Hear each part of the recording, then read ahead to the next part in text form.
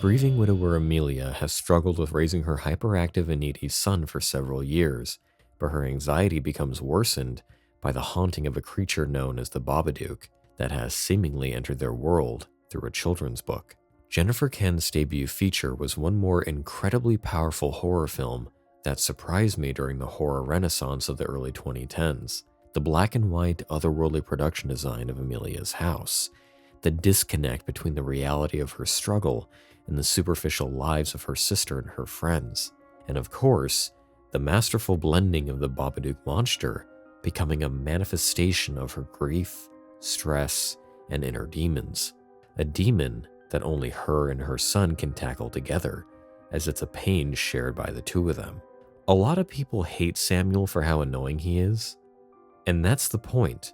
You're supposed to be sharing in the anxiety that Amelia feels, and good on the young actor for portraying such a nails-on-the-chalkboard performance, which is why it becomes all the more terrifying when Amelia soon proves to be more dangerous than the fictional monster as she loses her grip on reality and lets the darkness in, leading to my pick for the scariest scene in the film, which, like Hereditary, was disturbingly relatable.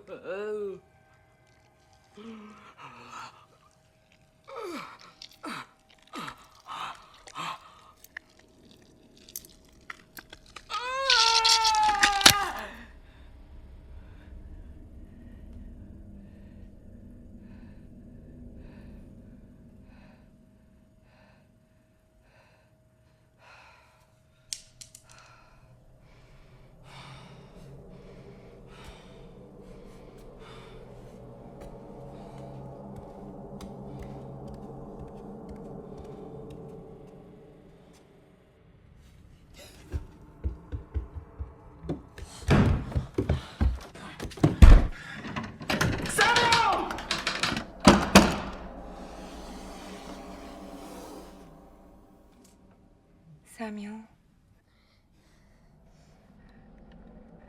Bugsy's hurt. We need to get help. You don't want him to die, do you? Samuel, are you listening to me?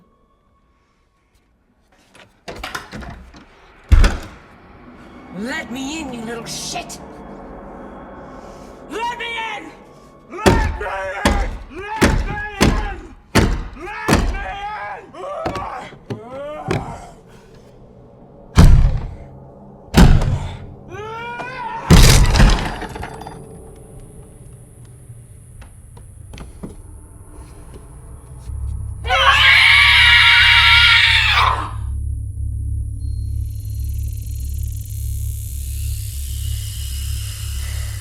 You little pig.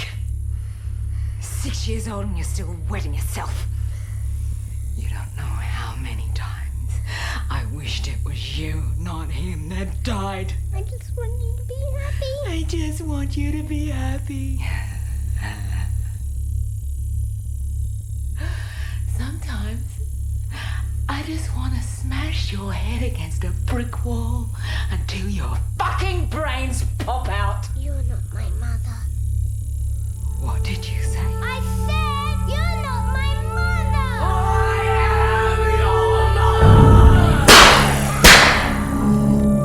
Run, run, run as fast as you can!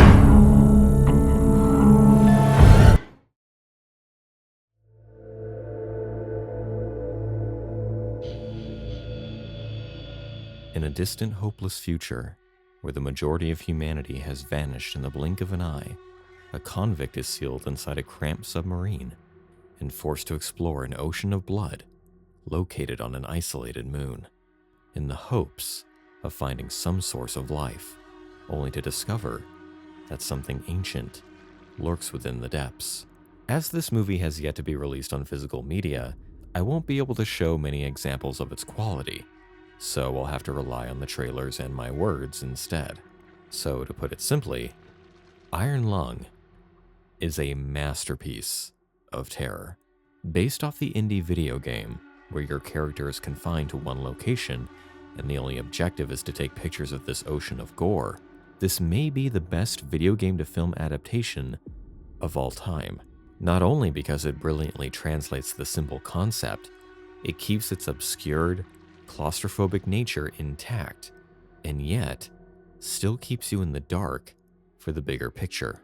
With a black and white X-ray camera and a faulty speaker as the only true windows into the outside world, you are constantly keeping your eyes and ears pointed at the screen, desperately wanting to know more about the world our terrified protagonist inhabits, and what could possibly be waiting outside his confined space. All of which is accentuated by the amazing performances and overwhelming music and sound design.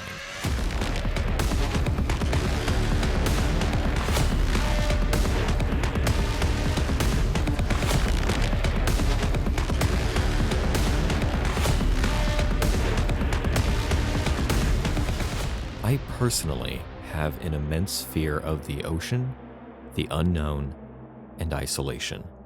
And Iron Lung is all three of those made flesh.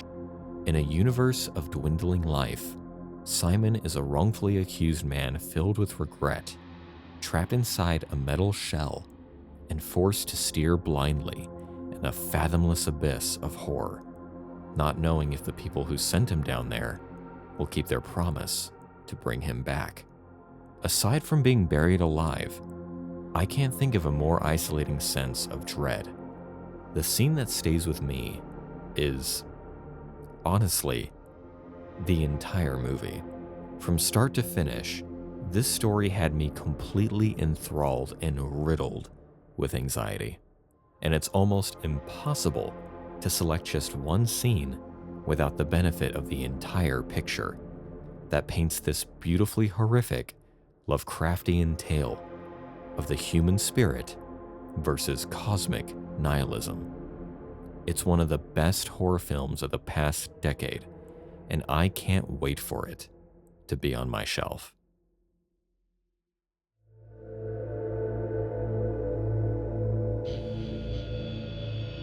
Carefree teenager Jay is haunted by a slow-moving entity that follows her wherever she goes and must find a way to survive her curse before it catches up with her. The 2010 horror renaissance continues with one of my favorite horror movies of all time, It Follows. When this first came out, I went into it knowing nothing except the title and was instantly hooked within the first 2 minutes with its creative cinematography, invisible antagonist, and pulsing synth score.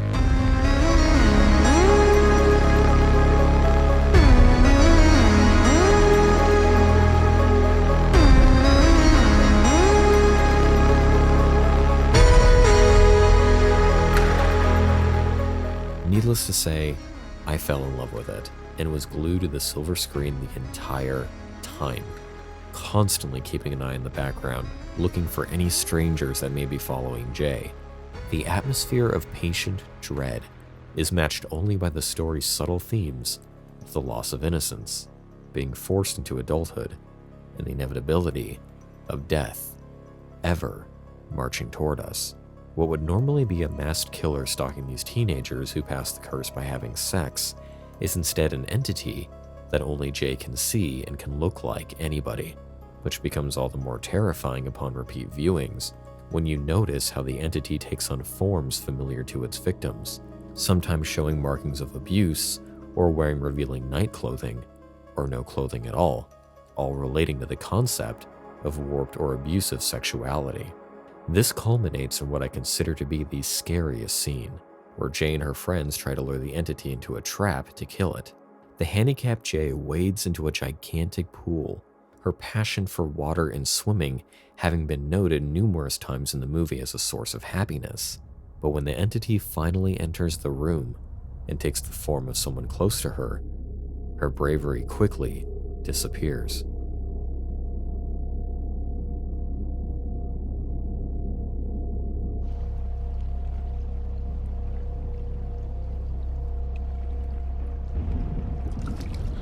Oh my God. I just walked in the room. It's right there. It's here? Right there. Jay. What do you see? I don't want to tell you. Jay, I need you to point at it, okay? Keep your finger aimed at it so we can see where it is.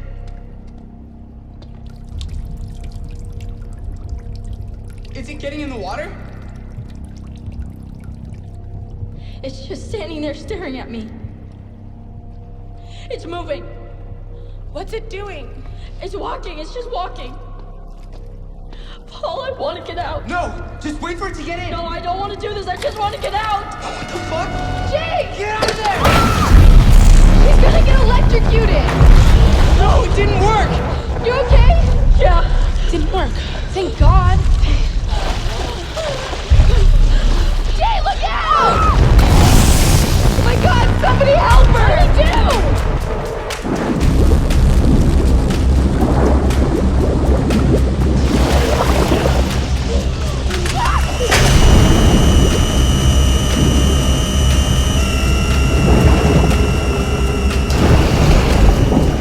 What the hell is going on?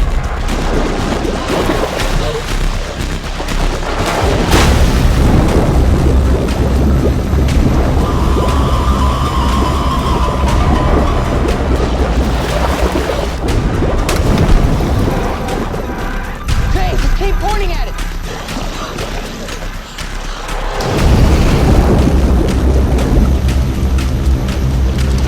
It's right there. Where is it?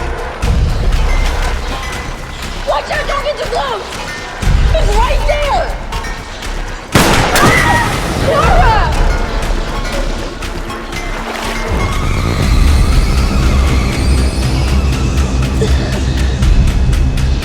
Where? Here? Here? Right there.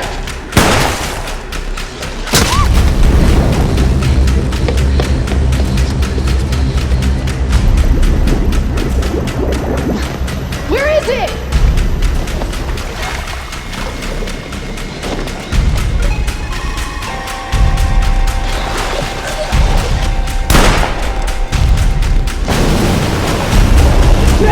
Come on, Jay! Give me your hand! Come on! Jay!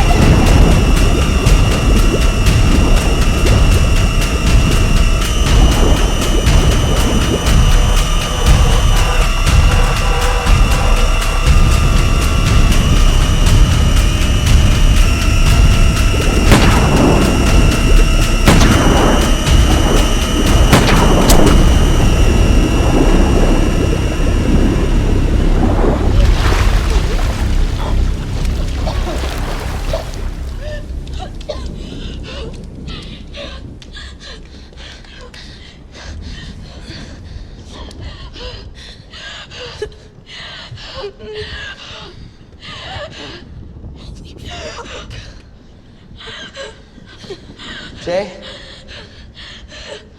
Do you see it? Is it still down there?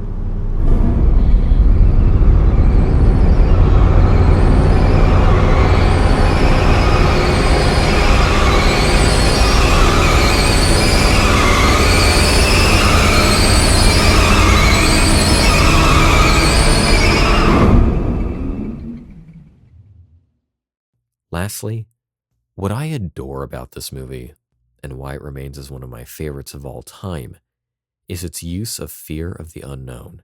The lack of backstory or explanation for the entity creates this horrifying urban legend that kept me looking over my shoulder days after I saw the movie.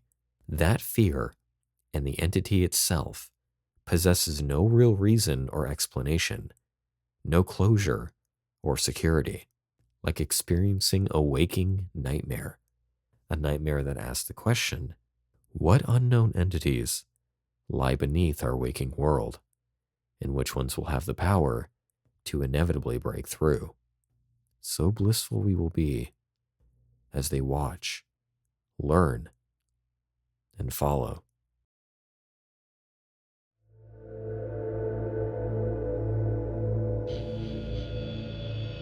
Two sisters returning home from their stay at a hospital find a new stepmother waiting for them. Soon, strange occurrences and visions plague the family that lead to horrifying revelations.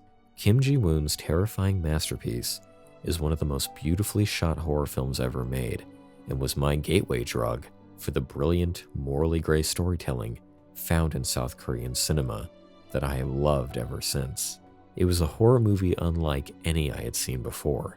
How it opens with the image of a young girl with her black hair down over her face as per usual, and makes you hold your breath, waiting for something terrifying. Only, it never does. We transition to soft piano notes in the beautiful hills and sun of the Korean countryside, juxtaposing the beauty and carefree sisters are the chilling events that take place in the house, and it keeps you guessing as to who out of this family unit is causing this chaos. Or could it be a supernatural force? A Tale of Two Sisters encapsulates a tale of tragic acceptance, where the worst horrors are the ones we inflict upon each other, whether we're aware of them or not, and how that pain can stick with you no matter how hard you try to bury the past, all scored by beautiful piano and strings that play on your emotions. The scariest scene in this work of art comes when the stepmother is left alone in her kitchen at night after a failed dinner party.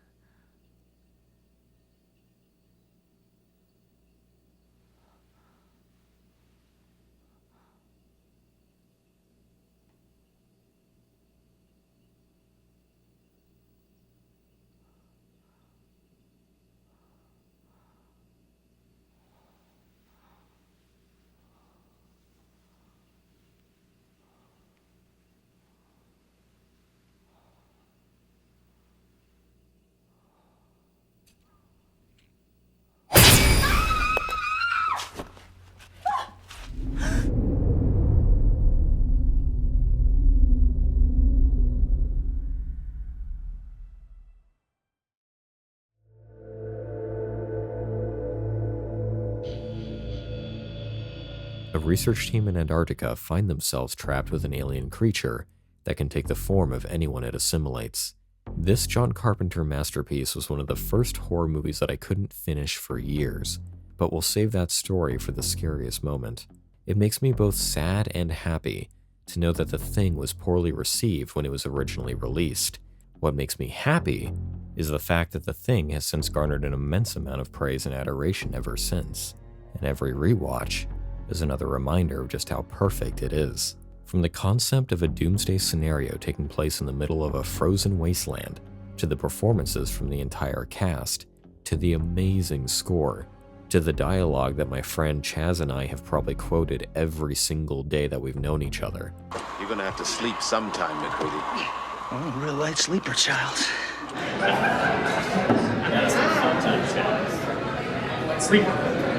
The atmosphere is chilling and claustrophobic. The tension continually builds as you're never quite sure who could be the alien in disguise, and the makeup effects are so incredible that I still have to look away from them. Blood and guts I'm used to, but alien viscera and Lovecraftian effluvial grime? No fucking way. Which brings us to my scariest moment. My grandparents were the ones who introduced me to a wide range of cinema, and would always seek out a movie if I said I had never seen it, thus leading me to The Thing, where we ventured to the video store to find a copy. After an opening scene that would always stay with me from the sheer mystery and beauty of it, witnessing this helicopter chase down a dog through the snow of Antarctica, I felt pretty content so far for a film that my grandparents deemed scary, until we got to the scene that made me run out of the living room in terror, and I never finished watching the movie until a decade later. Clark, will you put this mutt with the others where he belongs? Yeah, okay.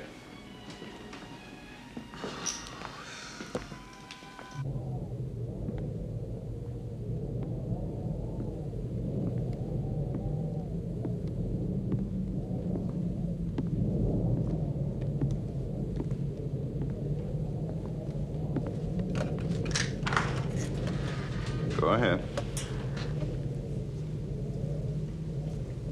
Go ahead, what are you waiting for?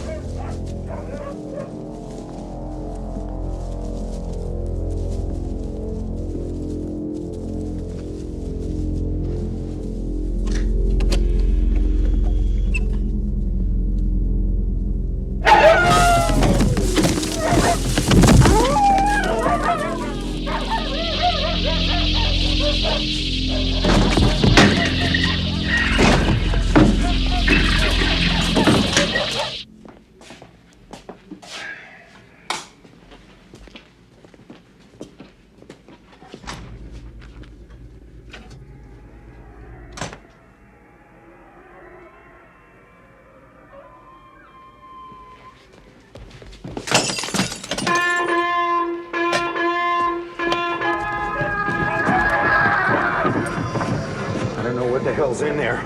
But it's weird and pissed off, whatever it is. Bennings, go get Childs. What is this? What's going on? Hey, Palmer, what is it? I don't know. Wait, Giles. Mac wants the flamethrower.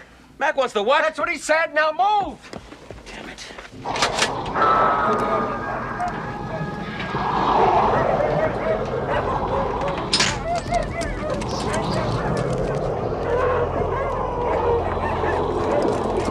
Stay back. Mac, what is it?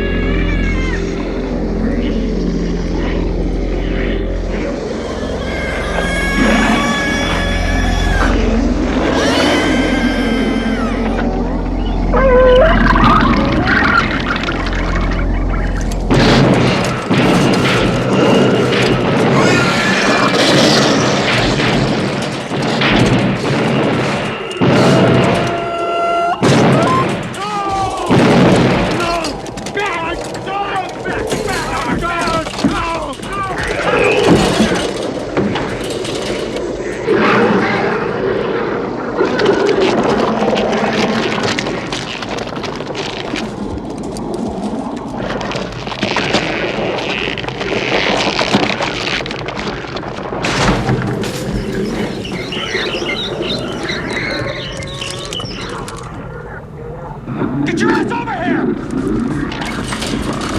Burn it! Damn it, Charles, torch it!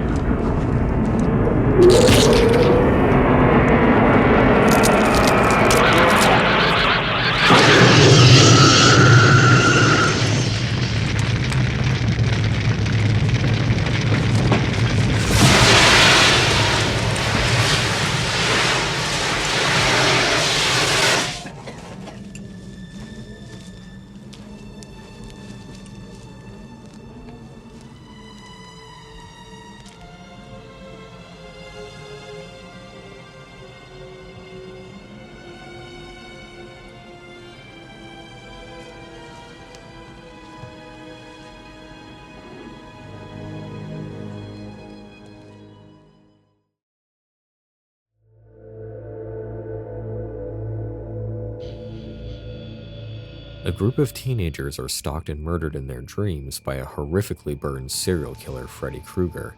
Continuing in the vein of movies that scarred me as a child, A Nightmare on Elm Street was a film that I was already firmly aware of before I had ever seen it, with Freddy Krueger being too famous a name to ignore. So naturally, I took this as a challenge.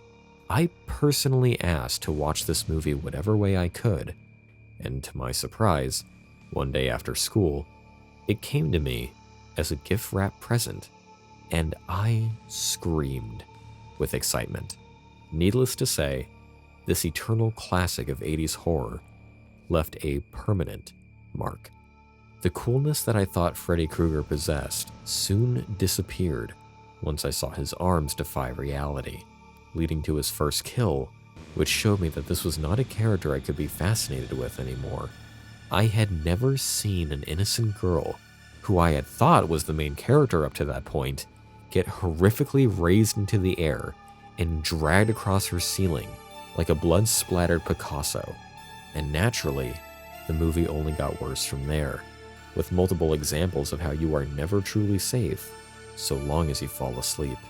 This idea led to two habits that stuck with me for life. One, the scene where Freddy bleeds through Nancy's wall above her bed made me never sleep on my back. And two, what I consider the scariest scene is when Johnny Depp falls victim to Freddy. Watching this at the age of 6 made me sleep on the very edge of my bed for years. As long as I didn't sleep in the middle, Freddy couldn't get me. Thus is the power of horror.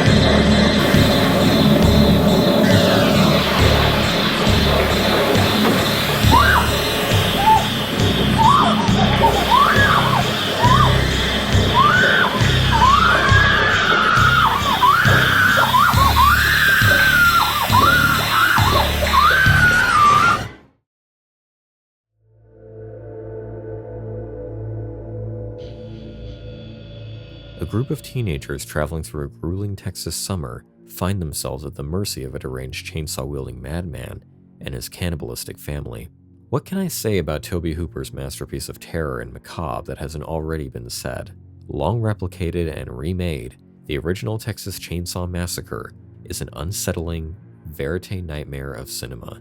Its sweaty, dirty 16mm look creates an almost found-footage realism that permeates the unexpected horrors that these innocent characters face, especially when the film opens with the iconic narration by John Larroquette, convincing us that these events could have very well happened, followed by the chilling sound of a flashing camera and glimpses of human remains.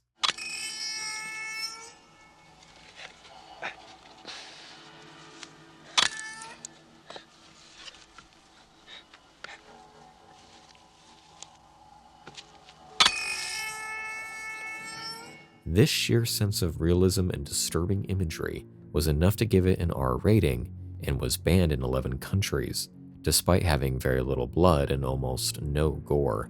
I first saw this film at the age of 13 late at night on Spike TV, and it absolutely felt like a rite of passage, not only because it was a classic of the genre, but because it left me absolutely terrified, and still does to this day, with its morbid examination into the horror you can find just down the road of a quaint countryside.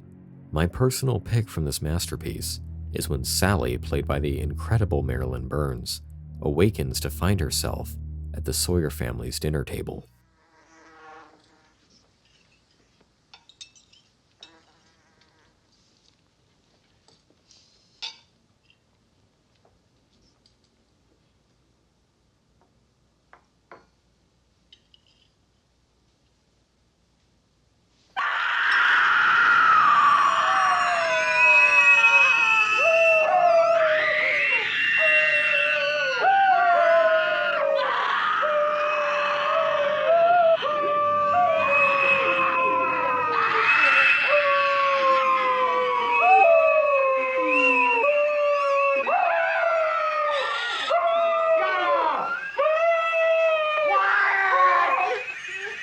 Like a pack of hounds. We were just having fun. You think this is a party? Please. You can make him stop. No, he can't. Shut your mouth. Can't be helped, young lady. Please. Shut up. Let them kill me. No mind.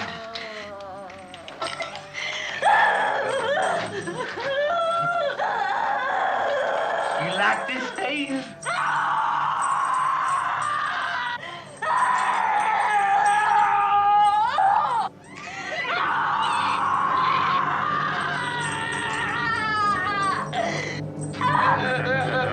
You're crazy.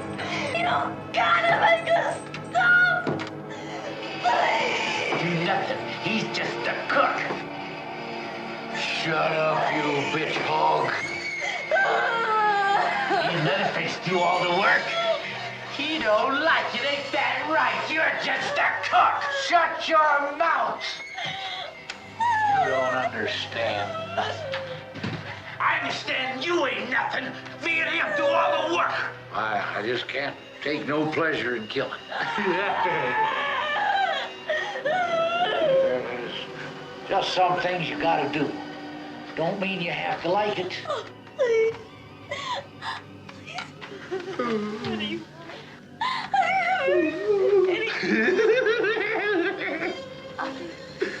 I'll do anything you want.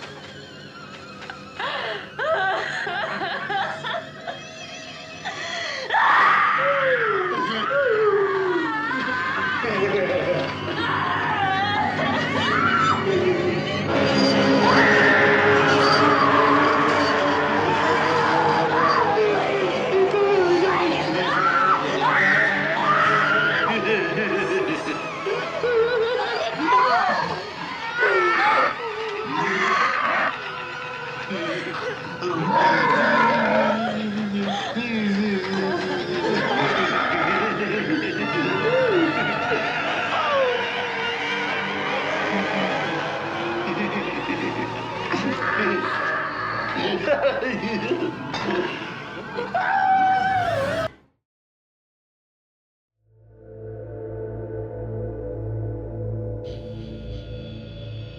Korean police officer becomes entangled in an investigation into mysterious killings that may be linked to a strange illness that plagues a remote village. But the terror soon becomes close to home when his own daughter starts to show symptoms of the sickness. I made the brilliant decision of watching this film by myself in a gigantic empty theater at night, and boy do I simultaneously love and regret that decision. The Wailing is an unforgettable vision of tragedy, trust, and the human struggle to retain a sense of faith amidst an atmosphere of true evil. This slow burn thriller draws you in with intriguing mystery and never lets go as the story worsens and the stakes become engulfed in true darkness. It's one of the few films that has made me question the concept of hope and hit very close to home when approached with the question of, do we really know, or can we ever trust the people around us? It's a heartbreaking and sinister folktale for the ages. When done right, and most of the time it is, Asian cinematic depictions of religious rituals are some of the most frightening things I've ever seen, because they feel, and sometimes are, completely genuine. The Wailing possesses one of these scenes and it exhausts you from start to finish, as you desperately hope it will save the officer's daughter. But the scariest scene for me comes when a mysterious woman who has appeared throughout the film comes to the officer to warn him against trying to save his daughter, and he struggles whether to believe in the shaman he hired or the strange woman. 너 뭐야? 사람이야 귀신이야? 그것을 왜 묻는디? 내가 그것을 알아야 네 말을 믿을 거 아니야. 그냥 믿어. 네 식구들 살리고 잡고. 너 뭐냐고!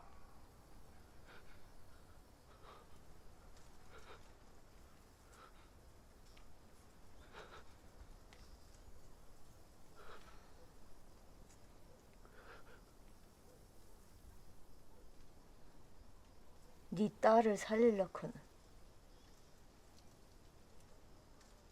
여자. 귀신이 언제 오는데?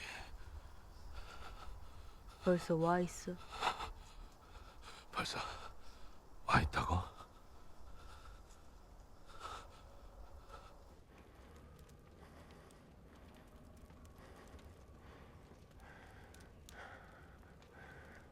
히토주키쿠, お前何者か。お前はどう思うんだ？悪魔。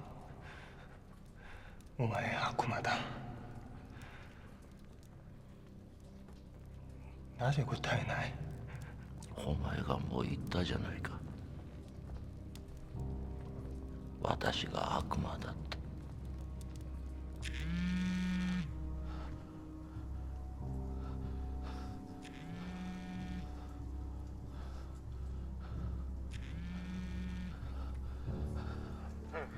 인자 거진 다 왔네. 자네 어딘가? 집에 갔는가?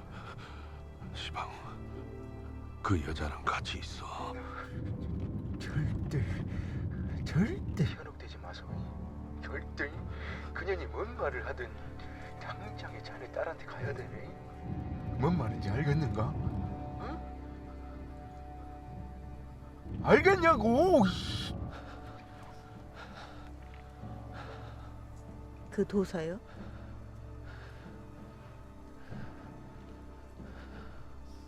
그놈 말 믿지 말어. 그놈도 한패요. そうだろ。お前はもう私は悪魔だと確信した。だからここまで来たんだろ。それを持って。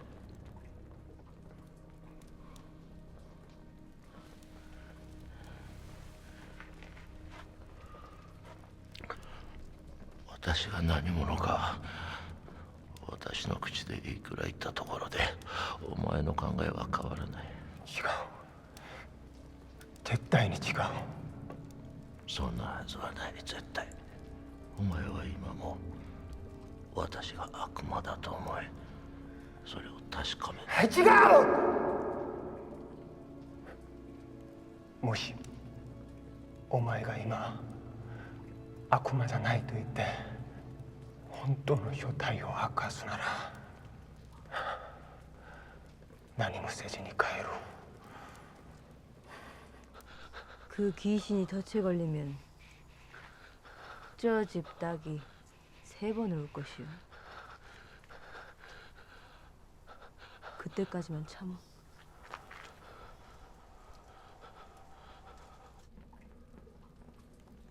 나에게 何もせずに帰るだと。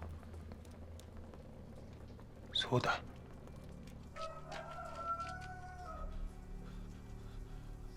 이제 2번 남았어.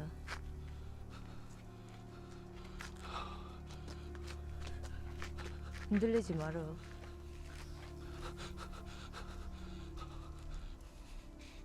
何もせずに帰る。そうだ。何もせずに帰る。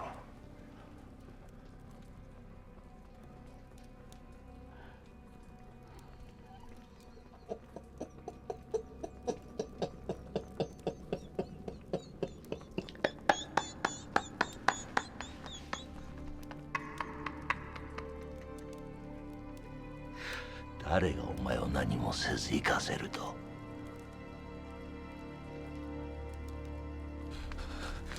그러면 하나만 묻자. 무엇을? 그놈이 왜 도대체 뭐 때문에 이러는 것인지. 네 딸의 애비가 죄를 졌은게. 무슨 죄? 나가 무슨 죄를 졌는데? 네 딸의 애비가 남을 의심하고 죽일려고 하고 결국엔 죽여버렸어. 그것은 내 딸이 먼저 아파갖고 그런 것이지. 그것이 어떻게?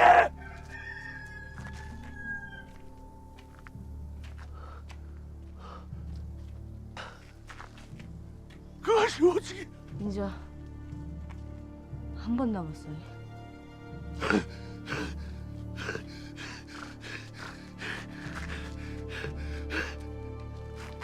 그것이 어떻게?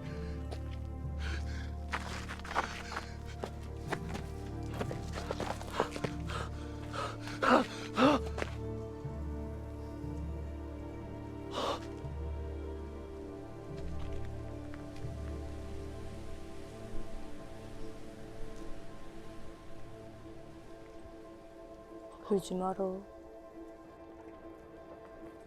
ういうことだ。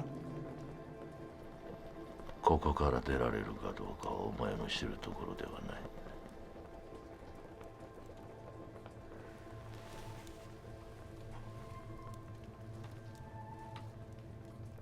私に触れてみろ。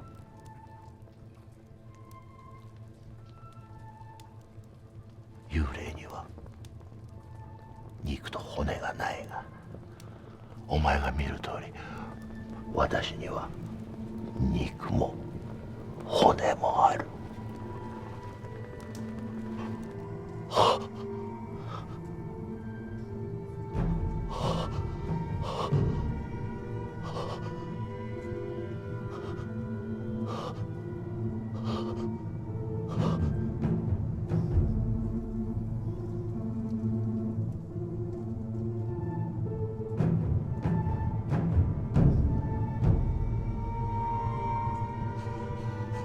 아니요. 절대 아니요.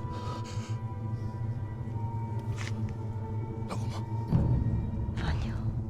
죄다 네 짓이구만.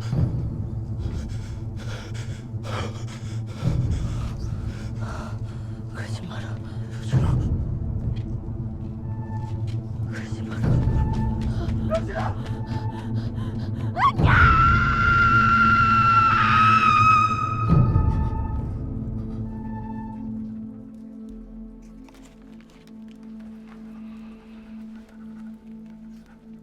아니었으로. 야매로.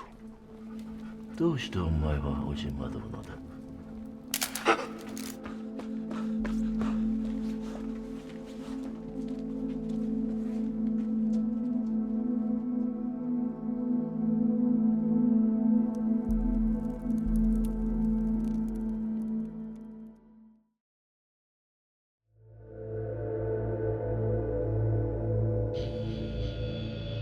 After receiving psychiatric help, a woman named Ronan leaves to retrieve her young daughter Dodo from foster care. Her sweet reunion and introduction to motherhood quickly turns into a nightmare as they are beset day and night by otherworldly occurrences. Within the first 5 minutes of this Taiwanese masterpiece, I was both immediately drawn in and terrified. It doesn't help that I consider Tibetan throat singing to be one of the most horrifying, if not dignified, sounds in the world.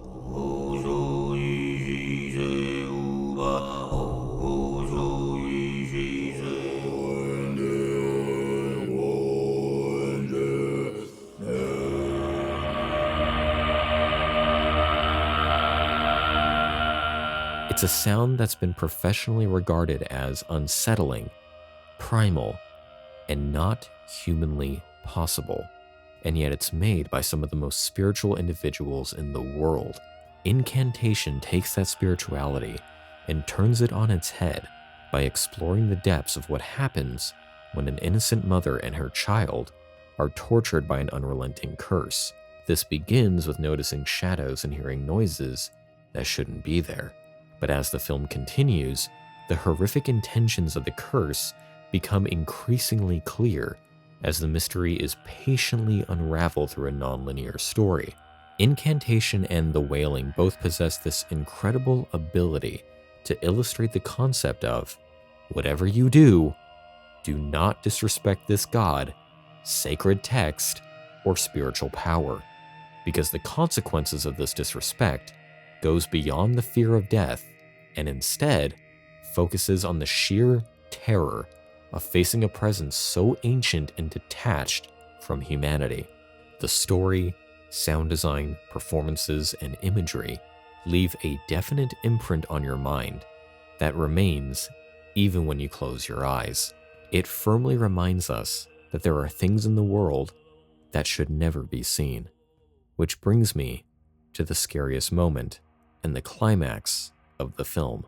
Throughout the movie, the Mother Buddha is the entity that has cursed numerous people, whose face must always be covered. Otherwise, the viewer will be driven to insanity. อันว่าโฮโฮชูยีสิเซอุมาไนมันจะว่าเป็นคำมังกลามันเป็นคำตกขะตั้งมังกลาอยู่เองจอมกันก้อยเผยเสียมว่าอันโฮกฐานมันดีได้เป็นเฮียงเป็นดีตั้งดีมีโยกาที่หายกว่ายาวที่ปงที่จี้ในไว้อยู่ในสาอกไหนมันมีอยู่คาคำมังกลาเนี่ยมันเป็นว่าคำดีคำกถาเนี่ยก็เป็นตั้งให้ตั้งผีเพื่อเขาไปโมลาดโมเลพวกคำโฮกถาเนี่ยมันผู้โมโฮกว่ามันดีอยู่เลยตั้งนี้เมียงกว่ากูโก้กูก้นเผยเสียมว่ามันดีได้อยู่ดีกว่ายาว 小姐，师傅的意思是说啊，后修一牺牲吗？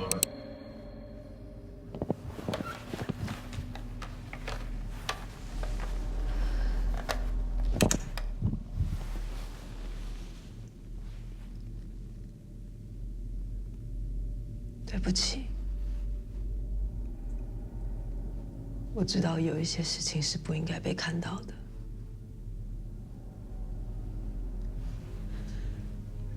可是我真的只剩下这个办法可以救他了。如果我可以让更多人看到这个事情跟这个符号，也许就可以多帮他分担一些。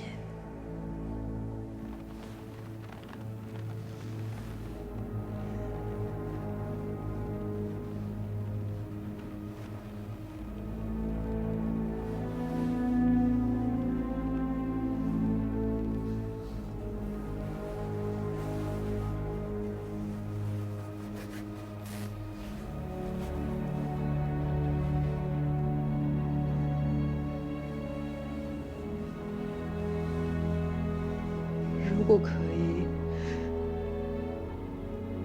我真的希望你不是我的小孩，因为我不是一个好妈妈，因为我真的很希望你每天睁开眼睛都会很快乐。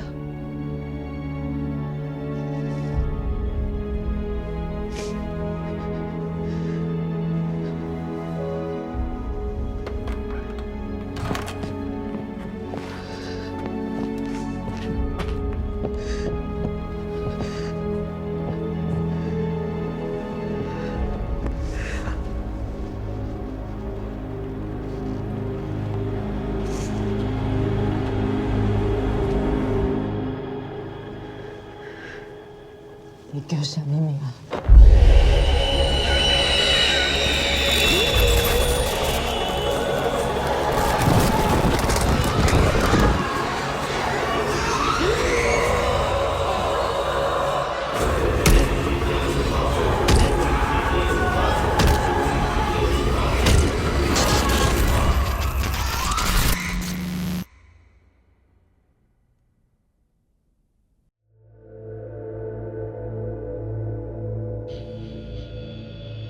？A pseudo-documentary that follows a Japanese paranormal journalist investigating supernatural occurrences surrounding a young girl and an ancient spirit, and his investigation soon becomes a matter of life and death for all those involved.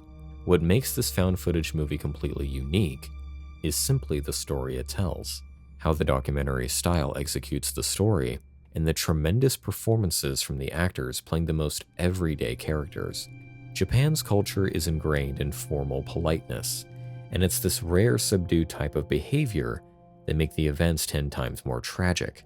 The method of the film's storytelling is a combination of verite documentary footage edited together with clips from news broadcasts, historical archives, and even Japanese reality TV. There's several moments where the movie will pause and awkwardly zoom in on something in the background to emphasize the terror. Because of this, the movie sometimes walks a thin tightrope that balances comedy and horror. This brilliantly lowers your defenses for a long time until you begin to see just how much danger the characters are truly in.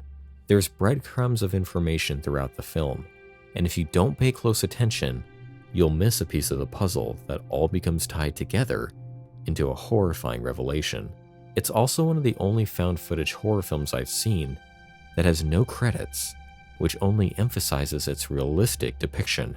The scariest moment in the film, the one that left me screaming in terror and afraid to go to sleep with the lights on or off, comes at the climax of the film. By the end of the film, we discover that the movie isn't actually over, as we see lost footage was discovered after the director finished his movie and subsequently disappeared without a trace. The final footage shows us what happened to the director, his wife, and the young boy they adopted who they saved from a sacrificial ritual. どうしたんですか、堀さん。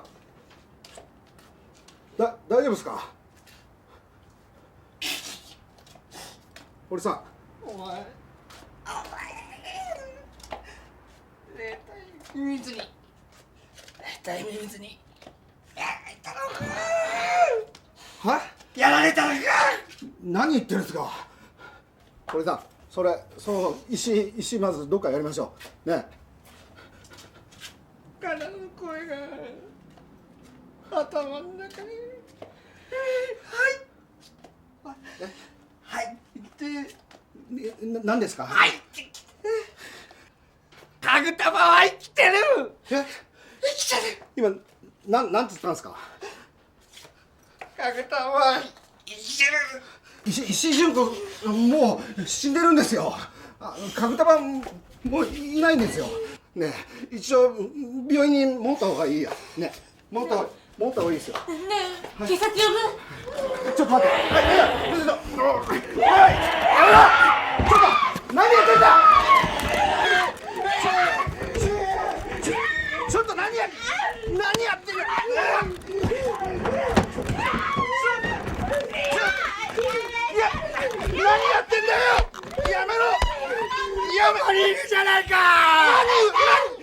ってんだ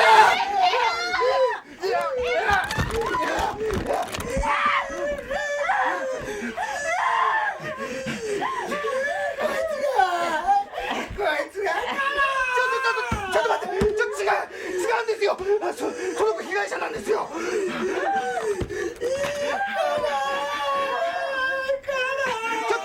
堀さん、ちょっと待って。堀さん、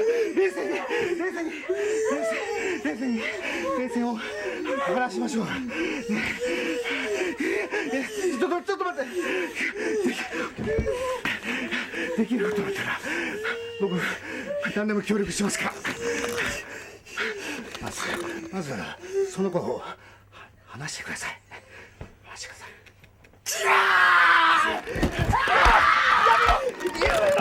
やめろ。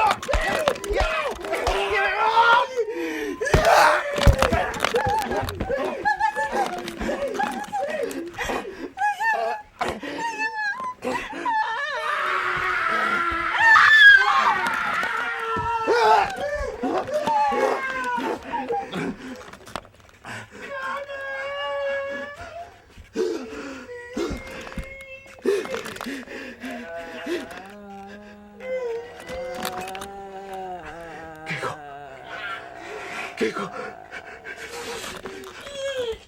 堀さん。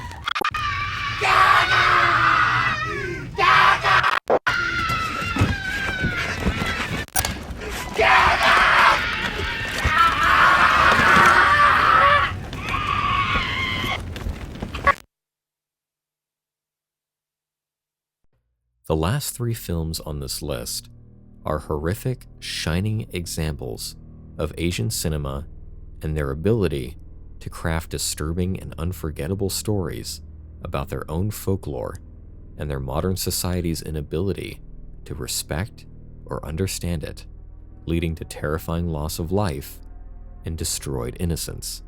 These 100 films have shaken me so deeply, and I look forward to discovering so much more as time goes on, from all countries, cultures, and time periods. There's always more to see, but as of now, these are the 100 films that have terrified me, moved me, and left me with sleepless nights. I hope you've added some of them to your own list, or have had the pleasure of seeing them too. For more film reviews and ratings, follow my Letterboxd at letterboxd.com/cruzmore. Thank you all for watching, and I'll see you next time.